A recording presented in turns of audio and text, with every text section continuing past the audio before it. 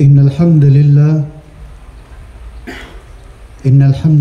alladhi wakafa wa salamun ala ibadihi alladhina istafa wa nashhadu an la ilaha illallah wahdahu la sharika lah wa nashhadu anna Muhammadan abduhu wa rasuluhu wal wafa.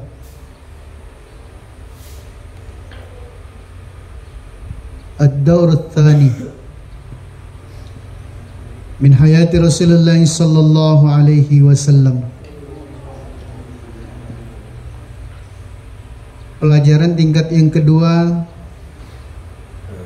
dalam perjalanan kehidupan baginda Rasulullah sallallahu alaihi wasallam. Wa qad budiat wahyu birru'ya sadiqah. Adalah Rasulullah sallallahu alaihi wasallam ketika awal mula akan diberikan wahyu kepadanya, beliau sallallahu alaihi wasallam senantiasa mendapatkan mimpi yang benar dan letak kebenaran daripada mimpi tersebut. Fakana la yara syai'an fi naumihi illa tahaqqaqa fi yaqadnatihi. Dijelaskan bahwasanya apa saja yang dilihat oleh Rasul sallallahu alaihi wasallam dalam mimpinya, tidaklah itu disaksikan oleh Rasul kecuali nyata terjadi. Sehingga beliau sallallahu alaihi wasallam semakin bertanya-tanya dalam dirinya karena apa yang dia dapatkan di Gua Hira, apa yang dia mimpikan di Gua Hira, keesokan harinya itu nampak terjadi di depan mata beliau sallallahu alaihi wasallam. Dan ini adalah awal mula Rasul ingin mendapatkan wahyu. Thumma nazala alaihi ar-ruhul amin ay Jibril alaihi salatu wassalam. Sehingga setelah dipantaskan oleh Rasul untuk menerima wahyu, maka Jibril alaihi salatu wassalam yang juga digelar dengan Ruhul Amin diutus oleh Allah Subhanahu wa taala untuk mengajarkan kepada Rasul wa 'allamahu kaifa yahdin nasa siratal mustaqim, mengajarkan kepada Rasul melalui wahyu bagaimana agar supaya setiap manusia ini mereka mendapatkan petunjuk, mereka dapat dituntun sampai kepada jalan yang diridhai oleh Allah hingga di jannah.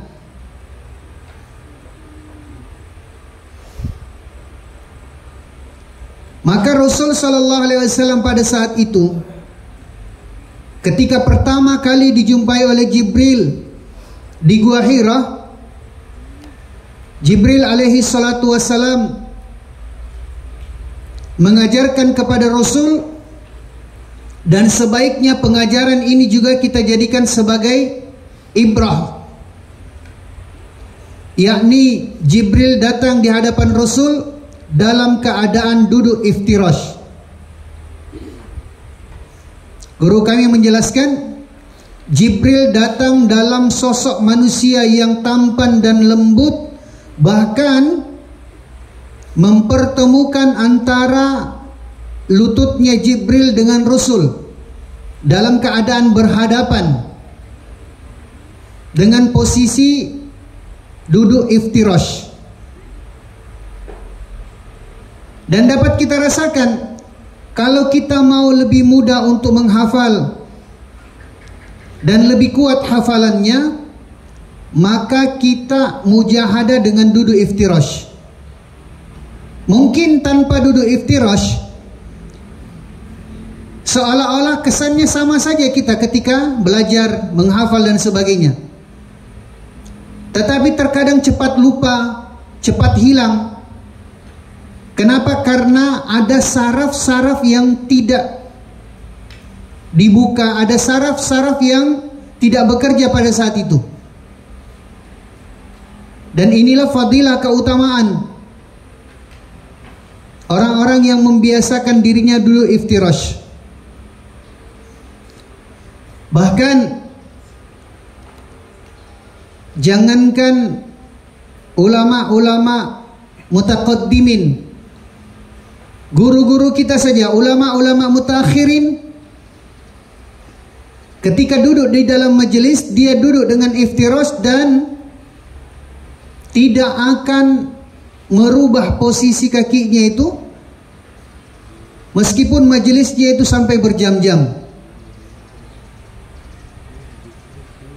Bahkan kalau kita ngaji tasawuf, itu disyaratkan untuk latifatul ula dengan iftirash pada saat wukuf qalbi. Maka Jibril alaihi salatu wassalam sampaikan kepada Rasul sallallahu alaihi wasallam,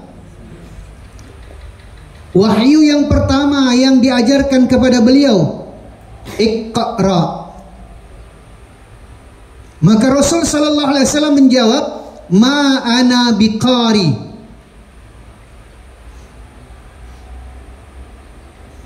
Wa yaqul marratan thaniyah, Iqra. Faqad qala habibuna sallallahu alaihi wasallam, ma ana biqari.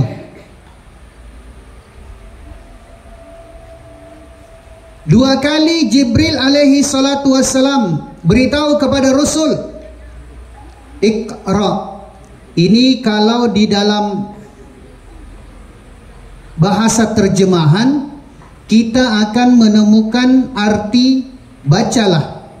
Sementara di dalam ayat yang lain, untuk mendapatkan arti bacalah itu bukan dari kata ikra, tetapi utlu. Kalau mau ditasrif daripada ikra untuk sampai kepada tafsirnya, dari kata qara'a yaqra'u qira'atan. Sementara bacalah yang dimaksudkan adalah dari kata tilawah. Di mana letak beda makna antara qara'a dengan tilawah? Dan makna ikra pada wahyu yang pertama ini, agar supaya kita bisa memahami pendapat-pendapat ulama tentang wahyu yang pertama ini. Bukan dikatakan utlu, padahal yang paling tepat untuk membaca ini adalah utlu.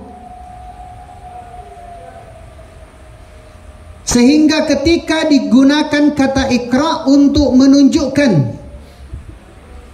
litabyin, litaqid, untuk menjelaskan benar keadaan Rasul sallallahu alaihi wasallam sebagai nabi yang ummi. Karena yang dibaca saat itu bukan tulisan. Dan inilah yang saat ini terkadang didangkalkan maknanya sehingga menganggap cukup dengan membaca saja dari buku, dari referensi, dari sesuatu yang tidak jelas. Padahal yang dimaksudkan di sini adalah membaca ayat-ayat qauliyah dan ayat-ayat kauniyah. Ayat-ayat qauliyah kita akan bisa baca di dalam mushaf. Terjemahannya pun juga kita bisa dapatkan. Bahkan tafsirnya dalam berbagai rijal kitab-kitab tafsir. Tetapi ayat-ayat kauniyah, ayat-ayat kauniyah kita hanya akan bisa dapatkan dalam kehidupan sehari-hari.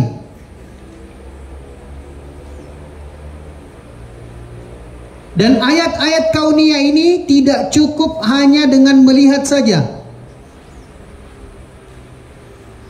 Karena dibutuhkan ilmu hikmah di dalamnya untuk bisa mengetahui tentang ayat-ayat kauniyah. Teguran Allah kepada manusia, keadaan alam, jaizah, balasan dan sebagainya. Yang jelas kalau Iqra di sini dimaksudkan adalah sadar lisannya berucap, bibirnya bertutur, minimal didengar oleh telinganya sendiri. Dalam kaidah fikih, terutama dalam salat, ada yang dikatakan rukun qauli, yang mana tidak sah salat kalau itu tidak diucapkan dengan sadar. Seperti takbir, al-fatihah, tasyahud akhir, dan salam ke kanan. Kalau ada orang yang salat kemudian ingin menghadirkan kehusyuan, sementara dia membungkam menutup mulut, la salata lahu, tidak ada salat baginya. Karena amal-amal agama ini bukan prediksi, tetapi amal-amal agama ini adalah iktiba, mengikut apa yang dicontohkan oleh Rasul. Boleh kita lihat orang yang memprediksi, yang menganggap, yang memikirkan, yang menyangka dia akan khusyuk kalau dia tutup mulutnya. Rasul sallallahu alaihi wasallam jelaskan, la salata liman lam yaqra bi Fatihatil kitab. Tidak ada salat bagi orang yang tidak membaca, yang tidak sadar lisannya berucap, bibirnya bertutur. Sayyidina Ibnu Mas'ud radhiyallahu ta'ala menjelaskan, aku telah melihat Rasul ketika beliau salat untuk rukun-rukun qauli, beliau menggerak-gerakkan bibirnya. Terkadang kan orang menganggap dia membaca Al-Fatihah, dia membaca takbir, dia membaca tasyahud ketika dia menutup mulutnya, tapi keliru memahami tentang qara'a yaqra'u qira'atan. Dia bilang saya baca dalam hati. Itu tidak membaca namanya, tapi membatin. Tidak ada salat baginya. Itu bukan membaca namanya, tetapi menghayal, mengingat atau apalah. Yang jelas la salata lahu, tidak ada salat baginya. Maka untuk memenuhi daripada kriteria Iqra ini, memperdengarkan bacaan kita di depan guru. Rasul diminta untuk memperdengarkan bacaannya di depan Jibril alaihi salatu wassalam. Dan untuk menunjukkan keummian baginda sallallahu alaihi wasallam, beliau katakan, ma ana biqari, aku tidak dapat membaca, kata Rasul. Diberitahu untuk kali kedua lagi, Iqra, bacalah. Aku tidak dapat membaca, sekali lagi bukan tulisan. Maka pada saat sampai kali ketiga, Jibril alaihi salatu wassalam mendekap Rasul. Sebahagian ulama menjelaskan mempertemukan antara jidatnya Jibril dengan Rasul. Keadaan tersebut hanya akan kita bisa rasakan kalau kita sudah ngaji tasawuf, kalau kita bayat amal, kalau kita mulai untuk belajar wukuf qalbi dan robitoh, apa yang dilakukan oleh Jibril kepada Rasul. Sehingga ketika didekap oleh Jibril, dilanjutkan, Iqra bismi rabbikal ladzi khalaq. Pada saat Rasul berkata, "Ma ana biqari," aku tidak dapat membaca, menunjukkan ketidakmampuannya, ketidakberdayaannya, kepasrahannya Rasul. Tetapi Jibril alaihi salatu wasalam menyandarkan amal-amal itu kepada Allah. Bismi rabbik, dengan nama Tuhanmu. Maka dasar-dasar akidah, yakni huwallahul khaliquna, ghairullah makhluk, huwallahul malikuna, ghairullah mamluk, huwallahur raziquna, ghairullah marzuk. 3 sifat dasar yang menjadi pegangan utama: Al-Khaliq, Al-Malik, Ar-Razik. Bismi rabbikal ladzi khalaq. Dialah Allah Subhanahu wa taala yang menciptakan segala sesuatu. Maka Rasul mengikuti apa yang disampaikan oleh Jibril, yang dituntun oleh Jibril dalam dekapan yang begitu kuat. Tetapi penghayatan yang begitu dalam yang dirasakan oleh Rasul ketika Jibril mendekap dia, menyambung bacaannya Jibril, memperdengarkan bacaannya di hadapan Jibril, maka beliau sallallahu alaihi wasallam dalam keadaan menggigil, tetapi keringatan. Ada sesuatu yang lain yang dirasakan oleh Rasul pada saat itu. Sehingga setelah selesai daripada pertemuan antara Rasul sallallahu alaihi wasallam dengan Jibril, maka beliau sallallahu alaihi wasallam segera kembali ke rumahnya. Dijumpai oleh Khadijah, disambut oleh Khadijatul Kubra radhiyallahu taala anha. Maka Rasul sallallahu alaihi wasallam beritahu kepada Khadijah, "Sammiluni, sammiluni." Selimutilah aku, selimutilah aku. Khadijah radhiyallahu ta'ala anha telah mendapatkan penjelasan tentang keadaan yang akan dialami oleh Rasul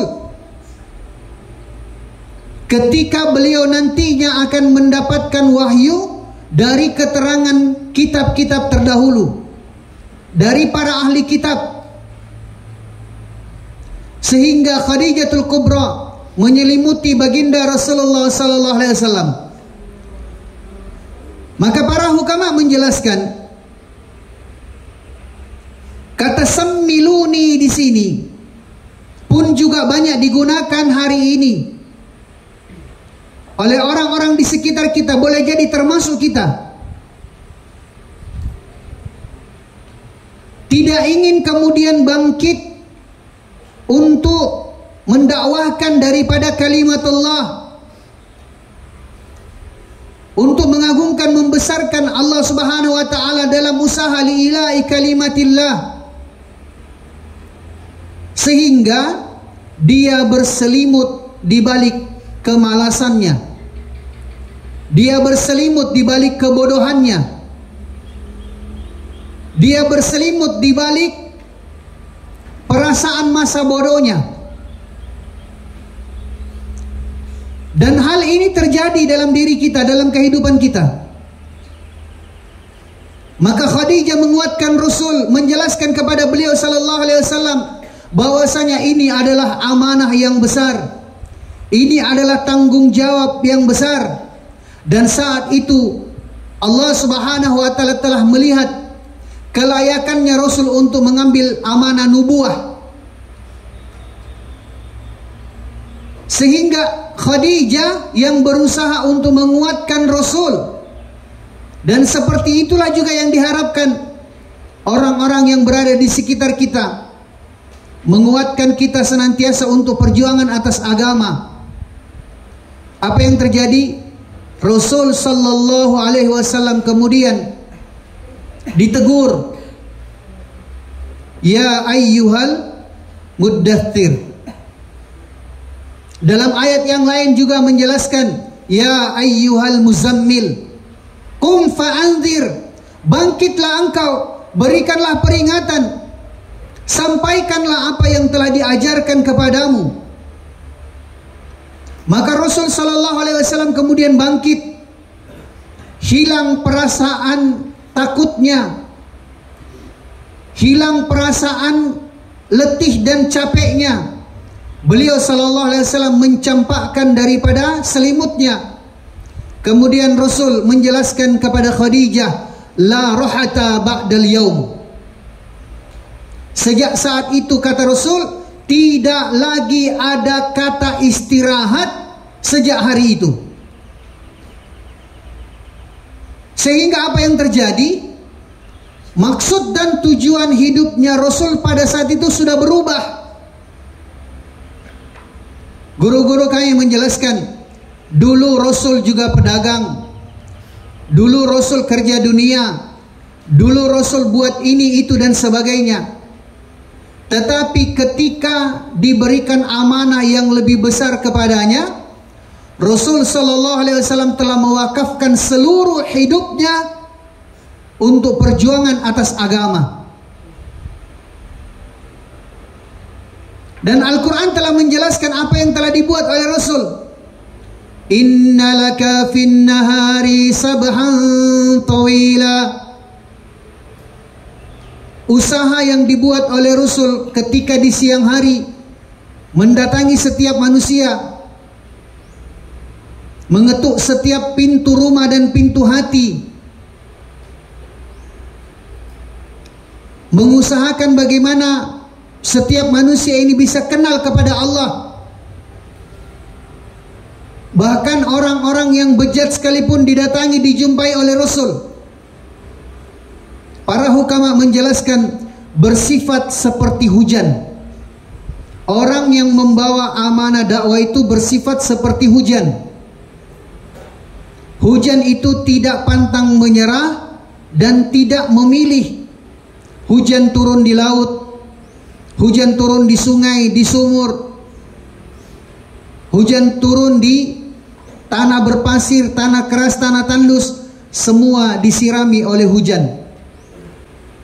Padahal kalau mau dilihat, apa pengaruhnya hujan yang turun ke laut? Apa pengaruhnya hujan yang turun di danau, di sungai? Seolah-olah tidak menambah volume air yang ada di situ. Apa pengaruhnya hujan yang turun di tanah bertandus? Ternyata itulah amanah yang besar yang hanya untuk kita lakukan saja. Qum fa'anzir, bangkitlah kalian, berilah peringatan. Maka ketika Rasul memberikan peringatan, barulah kemudian diberikan jaminan bahwasanya yang memberikan hidayah itu adalah Allah. Walakinnallaha yahdi man yasha. Kalau kita tunaikan syaratnya, maka Allah Subhanahu wa taala yang akan menjadikan itu sebagai sebab hidayah. Tugas kita ini adalah mencukupkan syarat hidayah. Bagaimana agar supaya Allah jadikan kita ini sebab hidayah. Maka Rasul sallallahu alaihi wasallam dalam Al-Quran dijelaskan, beliau di siang hari mendatangi umat seperti orang yang berenang. Semua potensi yang ada pada dirinya itu digerakkan. Kalau orang berenang, tidak ada satu anggota tubuhnya pun juga yang tidak bergerak. Rambutnya bergerak, matanya berkedap-kedip, kepalanya, badannya, seluruh anggota tubuhnya. Bahkan detak jantungnya semakin kuat, denyut nadinya semakin kencang. Seluruh tubuhnya ini digunakan bagaimana agar supaya manusia ini bisa kenal kepada Allah. Dan kita harus menyadari bahwasanya setiap kita ini punya potensi.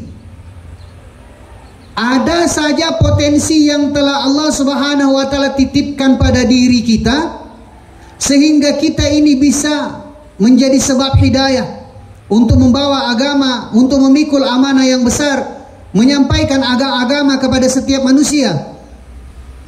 Maka Rasul sallallahu alaihi wasallam tidak hanya melakukan satu bahagian daripada tugas dakwah saja.